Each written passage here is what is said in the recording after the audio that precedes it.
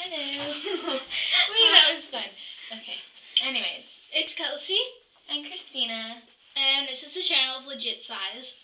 That it is. Jordan's not here, and she probably won't be for however long. So, anyways, today we're going to be talking about something that you may have never thought about, but people that go to our school. And most middle schools. And high schools, and maybe even elementary schools if you live in a really bad part of town. Anyways, are magical creatures. So anyways, we're going to start off with one. Keep in mind, magical creatures aren't always good.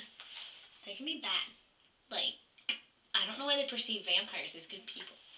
They're not. They suck blood and they're savage beasts. Like, even like if they're like the vegetarian ones, they're like eating animals. That made no sense. Because you don't read Twilight, so. Well, Twilight sucks. Oh. Anyways, first one. Kelsey's going to read you the definition, and then she'll tell you what it is. But we want you to think of people and not creatures first, and then you can make the connection creature to people. You know. So anyways. Intertwine them in your mind. Because they are the same thing. They are. You just didn't know what it was. This vampire animal, also known as the goat sucker, has been reported since the mid-1990s throughout Latin America, especially around Mexico and on the island of Puerto Rico. There are a variety of reported descriptions. One is that of a lizard-like being with greenish skin and dorsal spine, standing 3 to 4 feet tall. 4 or 5, around that area. With a long nose and forked tongue that hops like a kangaroo.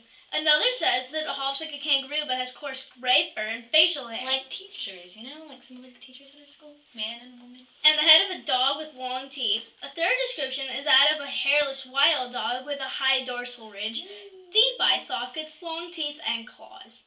Further reports say the chupacabra is covered with black hair, has red eyes, and bat-like wings. Or that it can crawl on all fours and stand upright like a prairie dog. Just a little thing.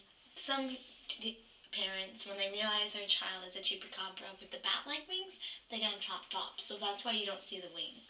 Or some are just really tiny in the back, so you don't see them until one night you went swimming with her, you know, like with your girlfriend, and you're just like, "Whoa, you're a chupacabra!" But most people don't go out with chupacabras anyway.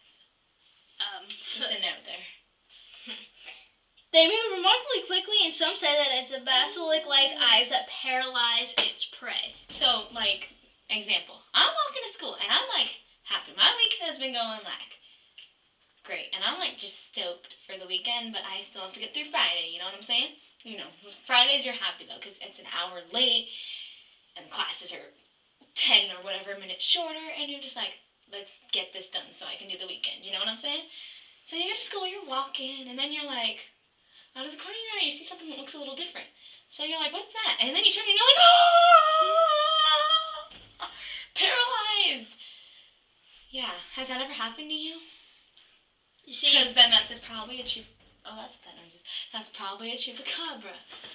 yeah, you see, the first time I saw a chupacabra, I thought it was just a human being on a really bad day. But then we realized that's how they look every day. And we were like, I'm happy I'm not a chupacabra. See, 'Cause we're that would happy to be unicorns. unicorns. See, now personally, unicorns, everyone knows they're the best.